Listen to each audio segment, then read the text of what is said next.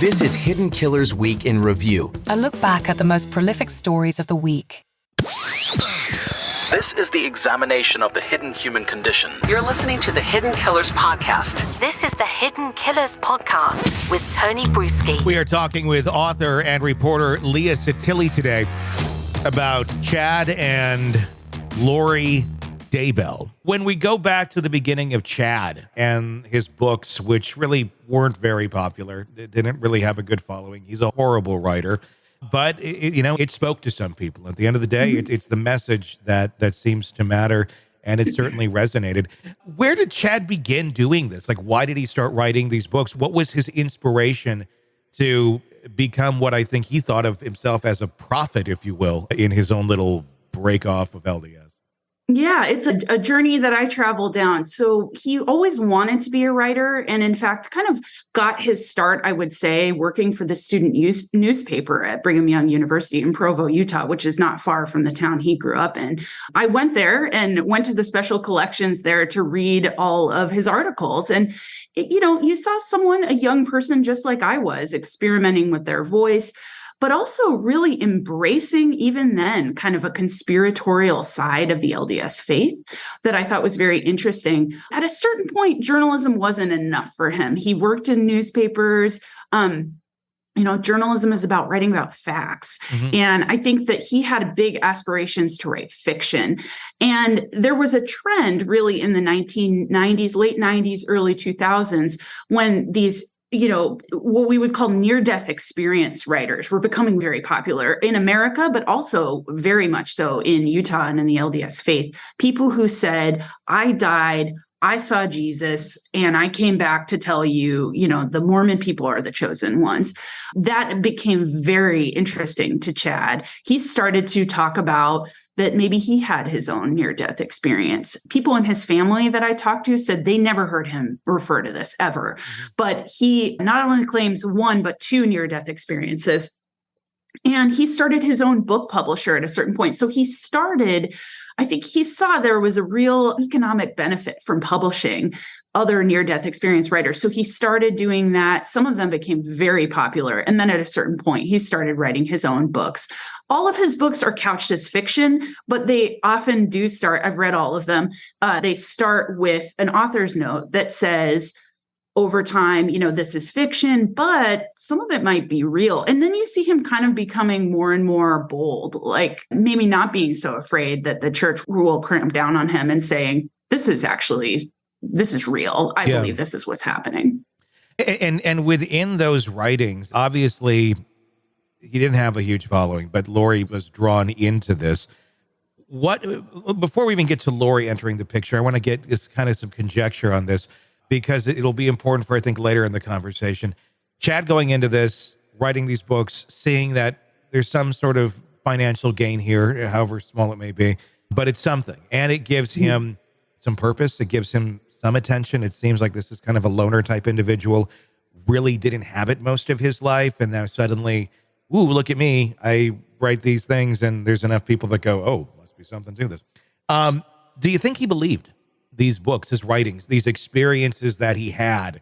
Or, was this kind of a narcissistic ruse of, hey, this seems to be getting a response, I'm going to keep going down this road? It's hard to know. Honestly, I think maybe if in his forthcoming trial this next spring, I think maybe we'll learn more about how true those beliefs were to him.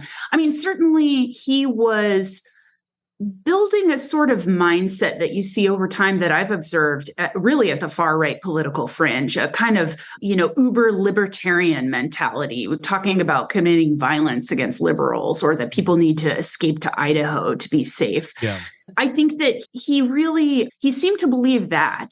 He moved his family from Utah, where they'd always lived, very suddenly north. His wife, Tammy, was very surprised. He said, I kind of spoken to God. I heard a voice and it said, we need to move to Idaho. And she was like, really? Oh, okay. And they did go. Mm-hmm. So, I think that alone shows that he believed in enough. He was willing to uproot his very large family to a place that they had no network.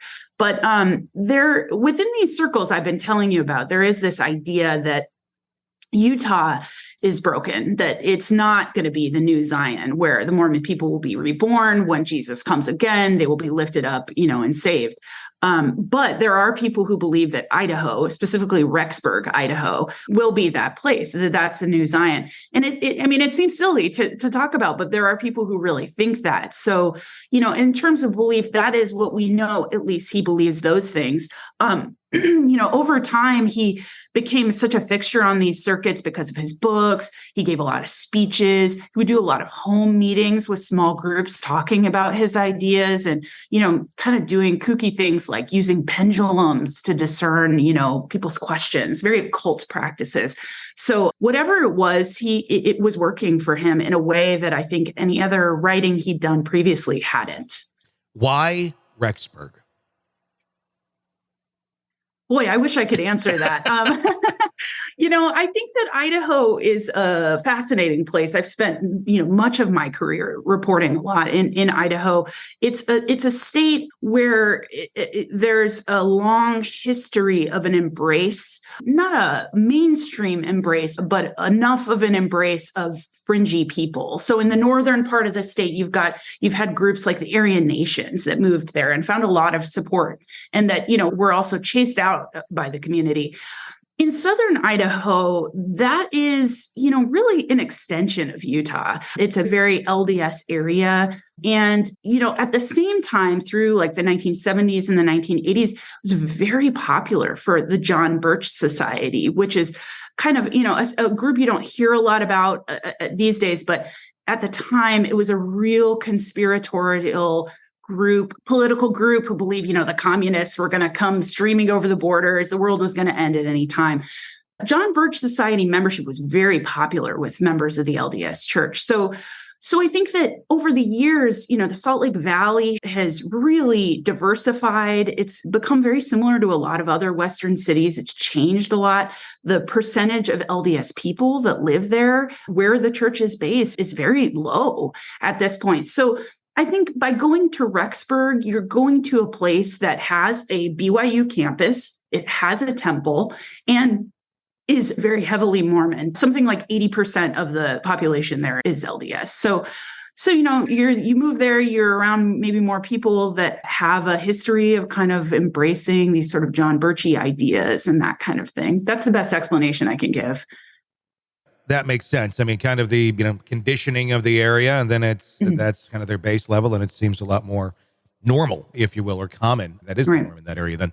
Sick of the ads? We are too. Start listening with no commercials now and get access to all of our episodes in advance of everyone else. Become a True Crime Today Premium Plus subscriber on Apple Podcasts. Search True Crime Today Premium Plus on Apple Podcasts or go to our podcast page and sign up now. True Crime Today Premium Plus. Sign up now.